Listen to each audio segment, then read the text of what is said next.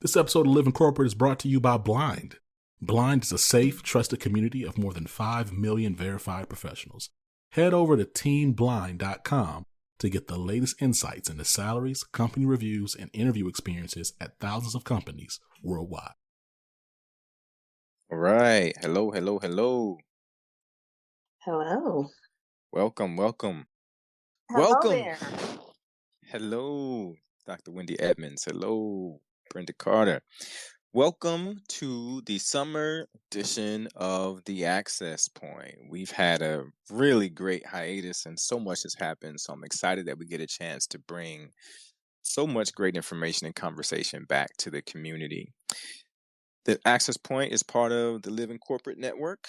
Living Corporate is a digital media network consultancy focused on workplace equity and inclusion. Living Corporate centers and amplifies Black and Brown voices in the workplace through digital media production and business-to-business consulting. Our network offers a variety of programming, and tonight we are super excited again to be back with The Access Point. The Access Point in of itself is a weekly webinar focused on preparing Black and Brown college students and early career professionals for the workplace by having real, nuanced talks they don't even know they need yet. For this iteration of our show, we're going to focus on some real challenges for our viewers and for our listeners that you face as you move through the early stages of your career. The natural disclaimer here is that the thoughts and views expressed in tonight's discussion do not reflect the views of any organization the host or our guest may be affiliated with. So let's start with some introductions. Dr. Wendy Edmonds, welcome back. Yes, welcome and glad to be here. I am Dr. Wendy M. Edmonds, and I am an author. I'm a consultant, professor, and researcher with a focus on toxic followership. Happy to be here among my besties and favorites. I'll take bestie and favorite. I like that. And I am Dr. Lonnie Morris. I'm a management consultant and professor, and I spend most of my time helping people learn how to behave nicely in organizations and to make work a better place. And we are excited today to be joined by an incredible woman who has just been a great resource for me, and we have incredible conversations about the work that she's doing and how she is changing the face of corporate spaces. And I want to allow her to introduce herself as we begin to kick off our halftime report show. So Brenda Carter, why don't you introduce yourself to the listeners? Well, thank you. My name is Brenda Carter. I am a change, equity, and inclusion expert. I have done change for over the past 8 years, and I am just very passionate about helping leaders be change that we need to see. Super. Thank you so much for joining us. So let's dig in here. We are in June now and just kicking off the summer. So we're halfway through 2022, and we thought that'd be great to have some conversation about what's really happening for us in the workplace right now. What are some things that we should celebrate halfway in? What are the big wins that we've had in general? And what are some hurdles that we still have to get over as this year continues? Where do we start? I think one of the wins that I've been seeing, just from a trend standpoint, is the fact that I think we're getting access to opportunities that we wouldn't have had before, specifically as it comes to like title and pay. I think before it just, there was a lot of roadblocks, even when it comes to getting into, management or climbing up the ladder even further than that. And think that I think that the barriers aren't as much as they once were about a year or two prior. There's still barriers there, but it's not as strong as it was a year or two ago. So I'm enjoying seeing a lot of Black and brown employees be able to say they got a promotion into this or to that. So that's what I would say. There's something to celebrate. I love that, and I've witnessed it. I've seen a lot of academics who've just been strong throughout the academic community who are transitioning to corporate spaces and taking all of their talents and their skills that they were applying and sometimes in limited ways at universities and really going and changing the face of the workplace. So I'm excited about that, and I agree that a lot of doors are open. And I keep seeing multiple things come through on Twitter, multiple things come through on LinkedIn. People saying, "Hey, I got this. I'm moving to this, or I'm leaving that," and that's exciting. It's exciting to have a pathway. It's exciting to see the people around you, even people that I don't know, right, that are just part of the larger community's conversations, being able to shatter some of the ceilings that we were experiencing in the past. I also want to comment on that. And, you're absolutely right about things that are happening now that haven't happened before, bringing attention to some of the benefits that we were not privy to. So there's an article that was written in the McKinsey, and it's called Making Diversity Pledges Matter by Shelley Stewart III. And he mentions here that after the murder of George Floyd, U.S. companies pledged well over $50 billion towards diversity and racial equity efforts of all kinds. So, how do we hold them accountable? How are we getting a fair share of what they said they, are making these promises to do better? And he breaks it down into three areas: capital, connectivity, and technical assistance. I want to just focus right now on connectivity. And so when you look at how big business helps to close the professional and social networking gap, because he refers to that as the access to relationships, we now have the opportunity to be around the table to make some of the suggestions as to how companies can do better. One of the suggestions he says is about improving access, is about improving business ecosystems, right? Connecting suppliers to business partners, because a lot of the small businesses are minority owned. And so, we know that early careers, those who are entering early in their careers and are just in college, start work in those companies, the larger companies. And so when they have the opportunity to be around the table, be creative, they're now getting the opportunity to have a voice at the table so that we can hold these companies accountable and make them deliberate about keeping their promises and helping minority businesses. Thank you so much, Wendy. I appreciate that. There's a lot to say about accountability. And here's something that I saw today that I think speaks to that. So we saw that two senior Black leaders resigned from Amazon. So it was one of the senior vice president, and then I think it was the vice president of transportation services.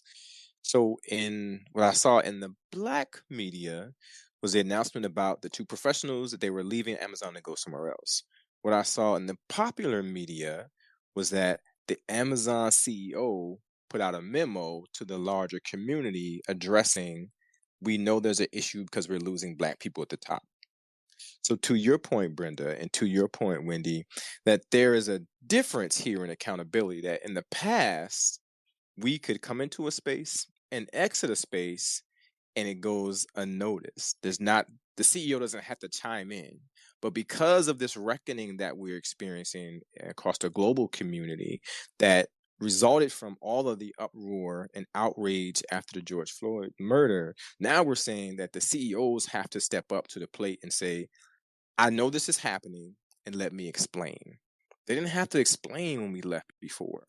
We could leave battered and bruised and unhappy, and even if we were successful, and it would go unnoticed and no comments. But now they have to step to the plate, and they are accountable not just to the organization, but in this particular example, they're accountable to the global workforce about, here's what's happening in my organization.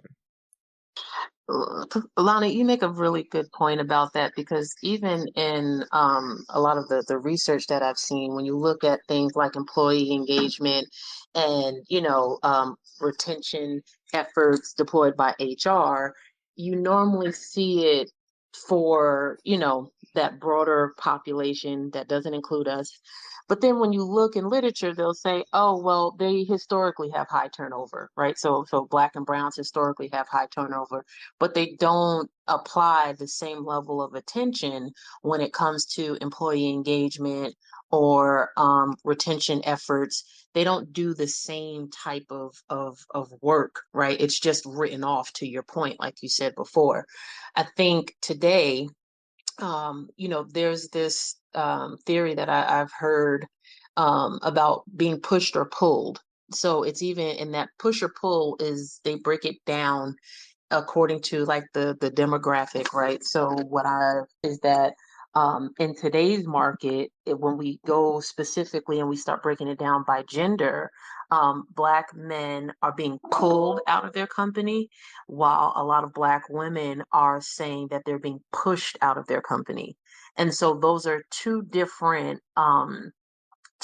reasons for leaving, but at the same time, it's still resulting in, high turnover where, a lot of the Black and Spanish and Asian cohorts, they're leaving. And it's for different reasons, but now they're having to pay attention. They didn't pay attention by cohort before, except for that one, the majority demographic. So I think you make a really, really strong point with what you just said. Thank you so much. It's Wendy, you hard want to say something? Yeah. Yeah, sorry about that. Thank you. And it's hard to ignore what's happening. It can't go unnoticed. We're no longer hidden. And when we think about trauma, racial trauma in the workplace, it's experienced at so many levels, whether it's systemic racism, interpersonal racism, internalized racism, it's experienced. And we can no longer afford to ignore it. It has to be addressed. And so holding them accountable as to what to do is important. But then it goes back to how do they do that? Right? Because it isn't a one size fits all. You can't have someone in HR who does stress management, who focuses on mindfulness. That same person may not have the skill set to address why Black people are leaving. They may not have that skill set that is necessary to address the racial trauma that's being experienced through microaggressions and other aspects of racism. That's that they are seeing and experiencing on a daily basis. That's a buildup. It's a buildup.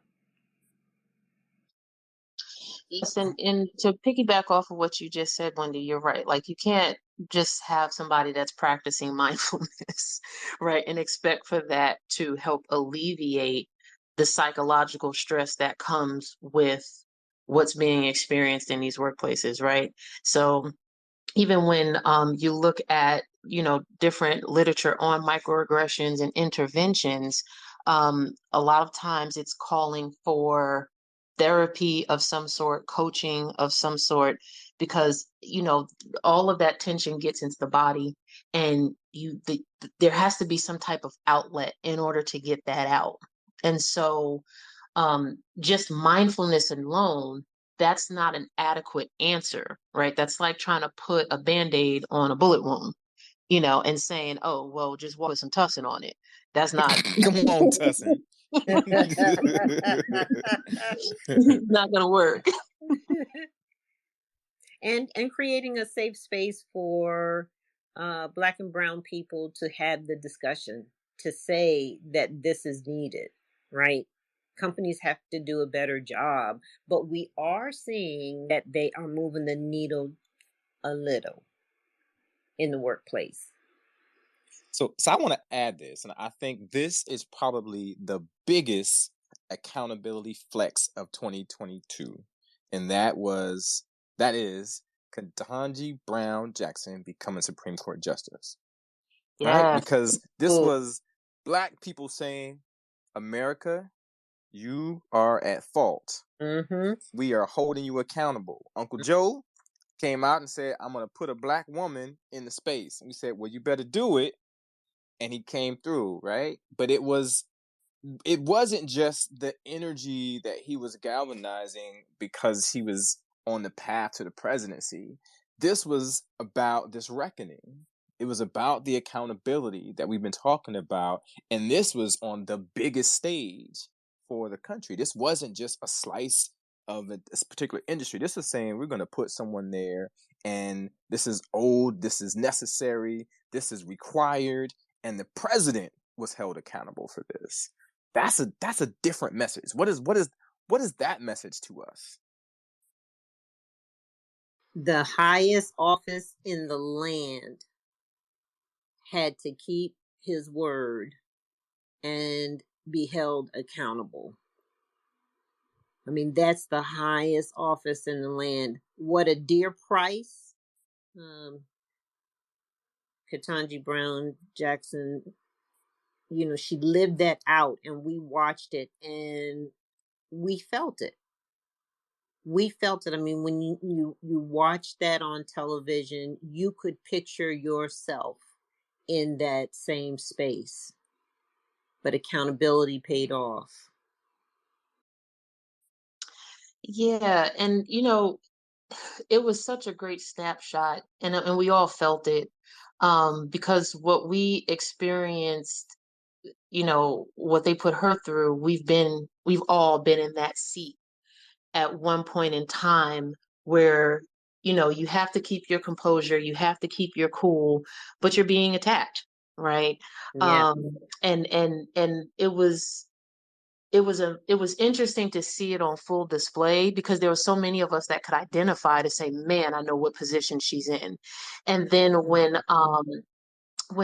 Corey had spoke and he had that moving speech, you're my aunt, and it just really moved me because it also shows, like, when we go into these spaces, there's a brother and a sisterhood, and we kind of look out for each other in so many ways. There's a camaraderie there, and we all know when we're being attacked. The eyes will cut to each other in the room, maybe the IMs will go off and different things like that. But what I loved about it the most was her poise and her deployment of strategy, Yes. because she didn't allow what could have been, and she would have had every right, but the emotion of the situation, she didn't allow it to knock her off her horse, right? She focused and she made it across the line. And so, of course, in that moment, it looked like, oh my gosh, is this going to go another way? Is she going to be defeated? Are they going to block it or whatever? But she stayed the course. And because of that, she was able to tote across the line. And so that's one of the most biggest messages. I even spoke to my kids, like, sometimes you're going to be in these situations in certain spaces where you may feel attacked. You're going to have to respond counter to that, right? And so you're going to have to find a way to learn to kind of center yourself, to ways to stay calm, because you have a greater mission at hand. And I just love what the end result was and the message that it carried, that we can do it. And do it well. And do it successfully. And show composure. And this is what winning looks like. Right. And hold them accountable. And right? holding them All in accountable. one package. I have one more win that may have gone under a big win that may have gone under the radar, but I want to get both of your thoughts around this because it's a little different perspective. It's a different vantage point about what's happening. But the thing that rises to the top for me, this third thing that rises to the top for me was Pinky Cole, the founder of Slutty Vegan. And she was the commencement speaker this year at Clark Atlanta, her alma mater. She's class 2009, I think it is, and she gifted everyone in the graduating class a LLC. right? So it was, and we've been seeing this trend of big gifts to graduating classes, particularly at HBCUs. And so we saw the wiping out debt, we saw some things like that. And this was a different spin on that. And so I want to know your thoughts about what's that saying to the community of the young people who are coming out of school, going into career. I almost want to say workforce, right? But this is sort of on that, into the workforce. And what does it say about the role that we play as we're emerging into that? And for the young people who are in this space right now, what is that message about the empowerment of the LLC versus going into the job? Right? They might do both, but what's the larger message there? I think it's a total win. I think it's a total win as well. And, we've always had what we call the side hustle. Being gifted an LLC is helping you to think in a more broad fashion, right? It doesn't have to be a small business, a side hustle. How do we take it and move it from the mom and pop idea to a middle size organization or $1 billion organization? It helps them to think differently. It also speaks to giving back, which is ideal, and moving it forward. And it also speaks to the third thing, in my opinion, is that we don't always have to leave the university to work for someone else. Come on now. We Talk can about it. take what we have been given, what we have learned, what we have experienced, and build on our own. Black Wall Street begins with that gift.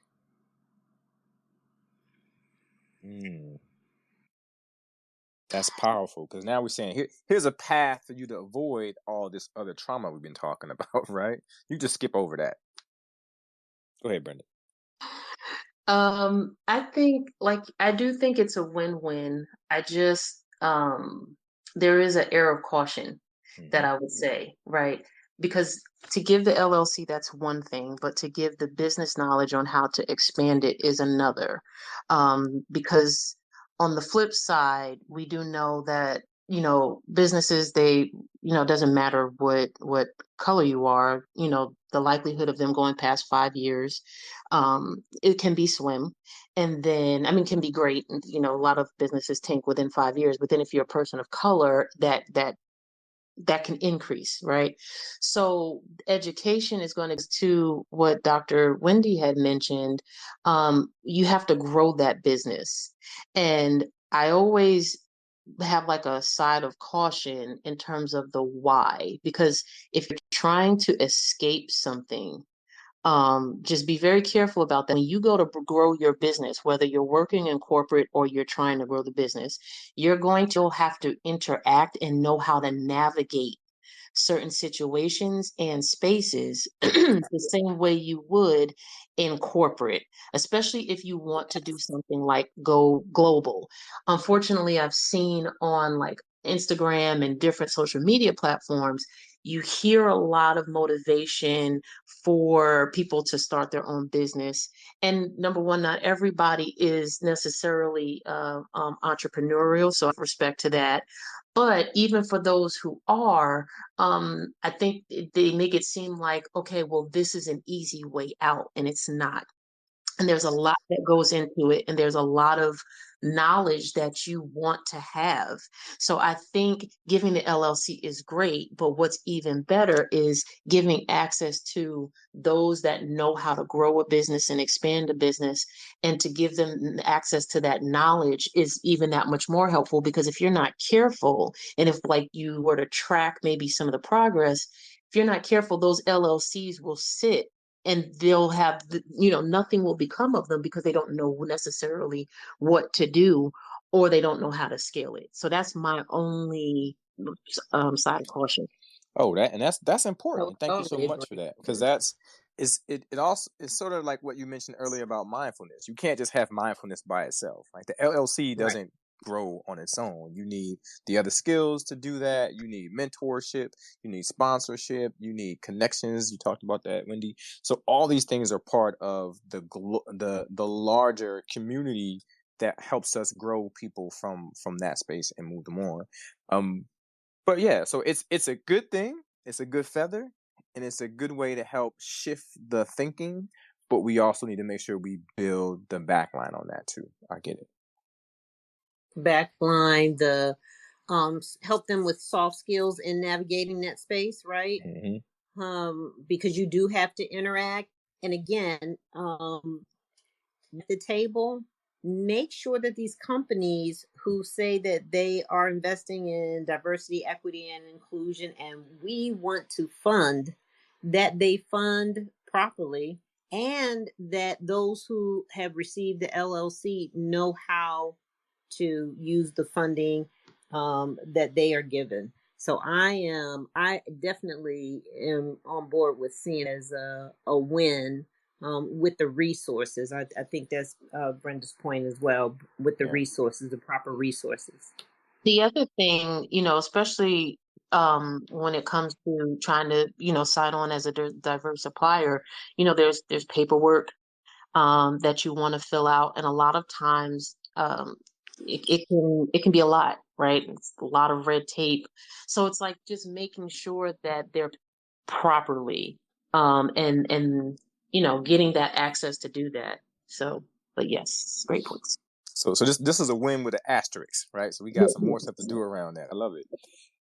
There are a few things that I think are related to sort of this halftime report of what's happening for Black and brown people in the workspace and the workplace at the middle of the year here that I think are carrying over from what we've seen from this reckoning after George Floyd's death and with some pandemic stuff. So I want to get you to chime in on some of those. Another thing that rises to the top for me is this idea of well-being. And both of you have mentioned this in your comments already, right? It's a major concern. And what we've seen is the pandemic has really shifted our thinking about that.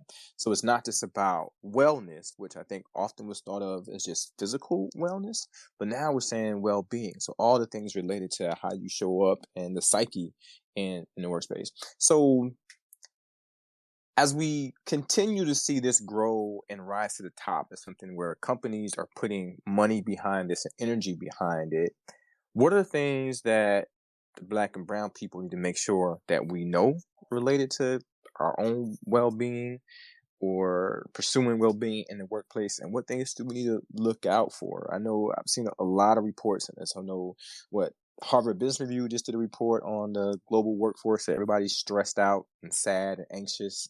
And the American Psychological Association just did something the same thing, saying, hey, everybody pretty much is spazzing out at work. So what do we do? How do we protect our own well-being?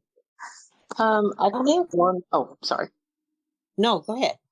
Oh, I think one of the things that we can start doing is gifting ourselves the right to leverage a company EAP, which is like usually some type of like employee resource program or whatever, where you can do things like therapy or different wellness. And the reason why I say gift ourselves is because a lot of times we don't draw, especially within the Black and brown community, we don't draw that connection. We just take stuff and take stuff and take stuff and take stuff.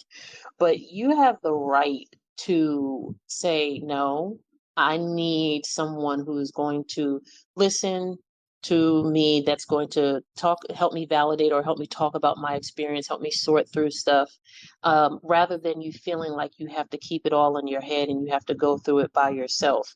Because, when you are able to reach out and leverage those company resources, so that way you can talk to someone, it helps you to replenish, to re-strategize, and it kind of helps you to recenter in terms of what are your values, and if there's a strategy that goes with that, then if you need to exit or if you need to figure out how to progress or pivot or persevere, whichever one, it creates the space for you to do that. And so that's one of the things that I really think that we could really start doing, is leveraging some of those company benefits that oftentimes we not even be aware of because we haven't even asked. or we are aware of it, but we never thought to apply it to ourselves. Let me tell you why I love that, Brenda, because sometimes we don't even take our days off. I know. Right? That part. Sitting, just I collecting. know. Oh, I got 336 hours that I can use, never use them.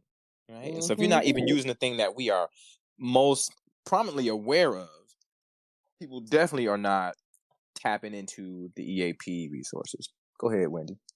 I also think that when companies offer things to us out of the ordinary, we should definitely leverage that. For example, the president of our university, and I just give kudos to Dr. Aminta Bro for listening to the hearts and the pulse, faculty, staff, and students. During COVID, everybody was working overtime. I mean, boundaries were crossed. You were working into, late hours, weekends, and students as well. And what she did was we never had a complete week for spring break. And we were given a whole week for spring break. But the kickoff was a full day of wellness that started in the morning with a breakfast. And you had a series of activities to do throughout the whole day, from just going in the theater and sitting down and watching Black Panther or, just a movie, to taking a nature walk. There were coaches there, personal coaches. There were massages and gift bags throughout the day. Everywhere you went on the campus, you were taken care of. That's so good. I have never experienced it. I've never heard of anyone doing it. There were no news. I just kept saying, "Hey, did the media know about this?" Because it was the best thing to kick off. And it was so funny because when I walked in, wore my workout clothes, was ready to, do the workout, start with my workout, and people didn't recognize you, right? Because everybody just kind of relaxed, let their hair down, just being themselves. It was I don't fun. even recognize you listening to you talk about it. It's fun, and it was the kickoff to a week we never had. So it brought everybody together to laugh, to have fun, and we hadn't seen each other in a long time, and it really got us to just start all over again, just center yourself. And so those are the things that we have to take advantage of. What's provided for you, not to stay away, but take advantage of that. That was a lot of coordinating, funding, and thought put into that event. And I just totally appreciated it. And it's a reminder, it's a friendly reminder to use the resources that are given to us from our organizations. Thank you for sharing that. So let's stay with this for a minute, right? So we're talking about the resources that the organizations provide, and this is as we're holding them accountable for all the past things that have happened and how we're reconciling with the global community, with the workforce. I think we, particularly in the summertime, people shift in the summer, right? So we might have people, particularly from our access point listeners, who are just getting out of college and moving into a role, or they were recent graduates in a year or so, and they might be shifting from an internship into a new job. But sometimes, and I say that this has happened to me multiple times, sometimes in the shift, or it's a new role, a new organization, it doesn't feel right. And you start to hate it. You're very clear very early on, this is not right for me.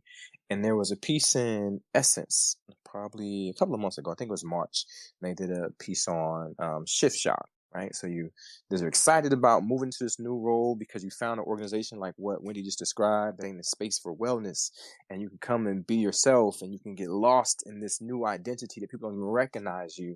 And you go into this space because all of the advertisement was good, and you had someone like Wendy giving you all this incredible information about her experience and why it's the place to be, but you get there and it's not for you. So then what happens, right? And so, because if you just been there a short period of time and you already hate it, I'm thinking it's gonna be a long summer. We just started summer this week.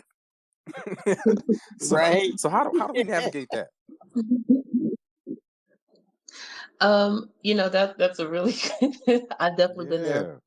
Um, but so the experience is not an isolated event, and I've seen other cultures. They have the same thing, especially like when they come out of school and they get this big consulting opportunity and they utterly hate it.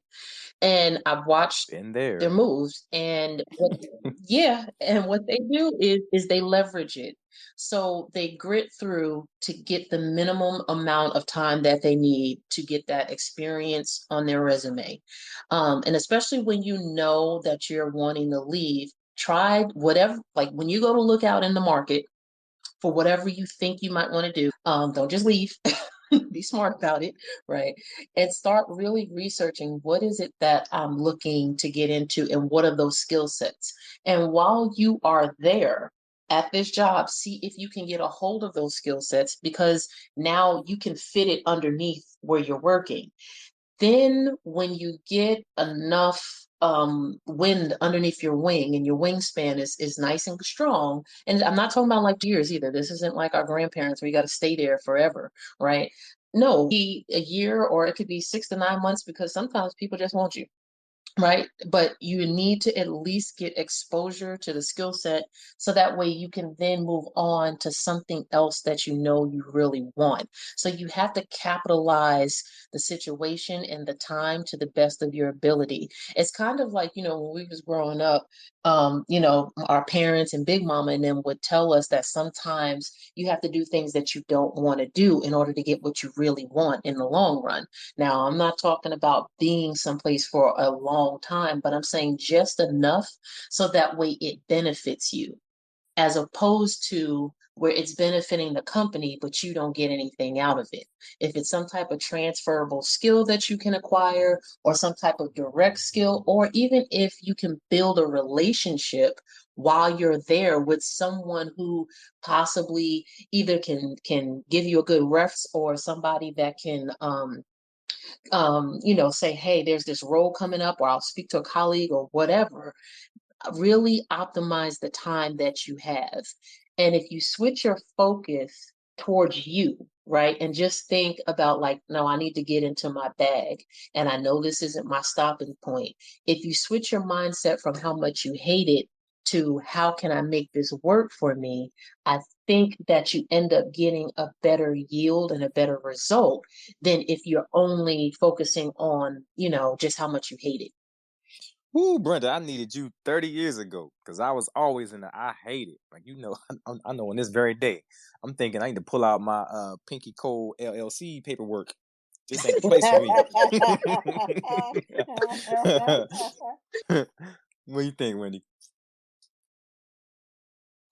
I, I'm speechless right now. I'm speechless right now because I've been in that space. Yeah. I've been in that space, and it really makes you think about why you don't want to be there and how you'd rather be fishing. Mm-hmm. Right? So, we have to know when it's time to search for that new space, and when it's time to search for a way to navigate if you choose to stay there. Mm-hmm. Yeah. Mm-hmm. Mm-hmm. And I love what you said, Brenda, that this is the time to focus on you, right? So to be very clear about what do I need to get from this? How can I navigate that quickly? And that's really important, right? Because it happens. So here's the last thing that I'm thinking about. That's about the 2022 year. This part, as we are moving through the pandemic, what we're hearing is all these ideas about returning to the office. All right. So some people will have the luxury to continue to work from home or to work remotely. I prefer to work from the beach, and I've been doing it at multiple beaches around the world. Everybody doesn't have that luxury, but right? You can work from wherever. So we got to I'm just work from jealous. wherever. I I know. am too. I know. It's part of my own wellness, right? It's the whole thing. You say, come in, I come with my workout clothes, the whole thing, right? But if we know that we are already facing organizations where sometimes the expectations and the rules are unjust, they might be lopsided and it might apply differently for other people than for us. What do we need to do as organizations and companies start to say people come back to the office? And perhaps there are some mixed messages about that or some double standards about that. What do we do for the rest of this year as we navigate those transitions? I would say that we really have to, you know, when you're bound by policy, you're bound by policy. That's the challenge. But when you're faced with policy, how do you find that happy space? And so that may look different. I would really think that organizations begin to realize that all the years they said it couldn't work, we found out during the pandemic that yes, it can work. Yeah, everybody can work from home. And so rather than fight it, I think flexibility is the word. Flexibility is the word. And again, find that happy space. Like, what does 40 hours of work look like? Oh, you work 40 hours? Oh, I'm sorry. Yeah, so now I work 60 hours. Come on. Who else is listening? 80 hours. No, but really, what does that look like for you? And find a medium. I'm not saying it's easy, right? Yeah. Nowhere, nowhere near easy. But you're right. It's not easy because people don't. I remember years ago when I asked to work a flex schedule, part from home, and the commute was almost out, you know, just miles and miles away from my home. And the person interviewing me was very angry, and an older man, and said, "You are quite precedent setting. Like, I had asked for something that was just so unheard of." And to see that same response in 2022 post pandemic is scary. So we do need to think about that from a wellness standpoint, right?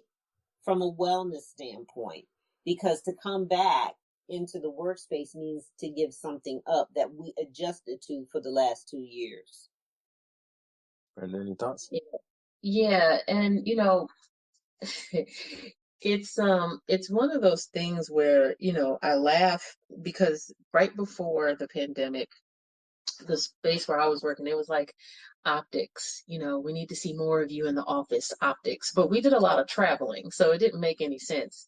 And then after, and it was like you said, it can't be done. And then we did it, and we did it well to the point where we did a little too well, and there was no line of delineation between your workspace and your home space.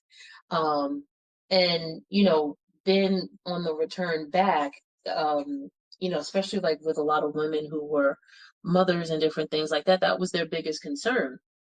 Because, just because things are okay for one demographic, that doesn't mean it's okay for another, especially if you're a caretaker, especially if you got kids and you're making different decisions and vaccines and all of that stuff. And it depends on your state and different things like that. And so, everybody had these choices to make. But I think the Great Resignation as well, or the Great, I forgot, rethinking or whatever, that has helped to kind of counter, right, some of these old school principles that are trying to come back into play. Because you also have a lot of companies that are looking at it like, well, wait a minute, I'm okay with this remote type of work because number one, it allows me to have a broader cast in terms of my net, in terms of the talent pool. Now, in the case where you find that there's uneven practices, there's a few things you might be able to do. And of course you would have to decide, like, is this the place that I want to be? But you can build alliances with people who have a voice, and you can say, hey, I'm noticing that this group is able to do this and I'm not. And then the more you begin to build that alliance, somebody that has a voice that can say it, without it causing any type of harm to their professional career, they can advocate on behalf. Or sometimes you can, you know, point something out, but you can do it offline, don't have to be in a meeting, nothing like that. And just say, hey, I noticed that such and such was able to do A, B, and C. I need to do this for whatever reason, and see what happens there. But at the same time, when people are being unjust in their practices, they find ways to make sure that they stick it to you. So it's a really complex situation, because I think a lot of companies are still trying to figure out, how do we navigate this space? And to the leaders that are enforcing it irregularly and unjustly, they have to be careful, because if it drives issues in retention, the spotlight's going to be on them, and these other companies are going to gain the talent that they lost. So it's going to be interesting to see how it pans out, because the market is just so competitive right now for talent. So I think that something's going to happen if it's hybrid, or some places decide to stay fully remote. Something's going to have to pan out. Yeah, and I've worked on a lot of sort of equity committees within organizations, and so part of that work tells me that sometimes it is not intentional, that it's the outcome, and so that there might be different divisions, different departments that operate and function differently. They might function in different geographic locations, and so organizations might create these generic policies and procedures that allow the individual spaces and units to apply those as they see fit for their people. But then when you start bringing people together to talk about it, and while one part of the organization is allowed to do A, B, and C, another part is not. But to your point, Brenda, but it's not apples and apples, right? And so trying to find that balance is really, really important. So I appreciate that. What we're saying is that always keep your wellness at the top of thought, and figure out how to navigate the space and find advocates and make sure your voice or your opinions are voiced. As we look at it, we've got about 4 minutes left in our talk today. I want to ask this question of both of you. What are the hurdles that we have for the rest of the year? I've got two on my mind, but I want to hear yours first. So we talked about the big wins. We talked about some of the ongoing things we have to continue to manage. So what are the hurdles we have for the next 6 months? Inclusion. Yeah. Inclusion, that belonging, because while I mentioned, like, we're getting access to roles and money and different things that we never had before, it's being included and being accepted. Our leadership style, our how we show up, our authenticity, that's still a hurdle that a lot of us are still trying to navigate. And I would say self-care, to understand that it's okay to say I've had enough. I need a break. I I need had enough. to I need a break. I need to take care of me, and it's okay. I appreciate both of those. I'm gonna offer this. I saw today that Andrew Gillum is it Gilliam? Gillum was indicted for conspiracy and fraud. And he was a superstar, right? Running for the governor of Florida. And then he had a downfall, and we see this continued spiral. So part of what I'm thinking in terms of hurdles is that our leaders are still under attack. I know nothing about the legal implications of what's going on with him, but I do know that he was on a launching pad to something really great. And what we see happening is that his character is continuously under attack, and that happens to us, right? When people get some leverage and they get some movement and they get some power, that they try, just like we talked about with the Supreme Court justice at the beginning of our talk, that people try to strip away those things. And so as we think about all of the reckoning, all of the accountability, all of the focus on well-being and wellness, and all the things we discussed today with the people providing mentorship and sponsorship and pathways, that we have to continue to do the right thing. That's internal.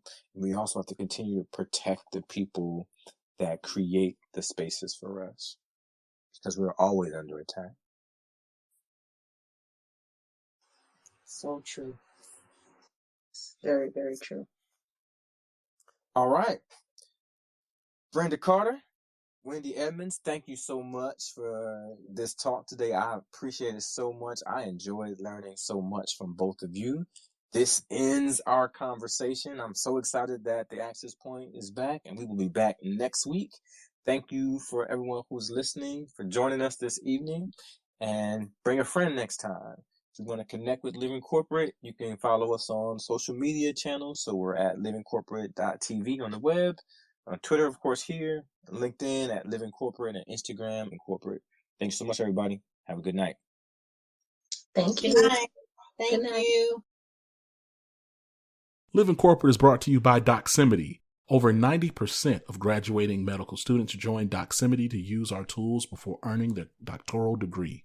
As medicine's largest network, there's an elevated level of responsibility to everything we do. We don't take that responsibility lightly and are committed to working towards a more equitable world inside and beyond our virtual office walls. If you want to learn more about Doximity, make sure you go to your app store, type in DOXIMITY. That's DOXIMITY.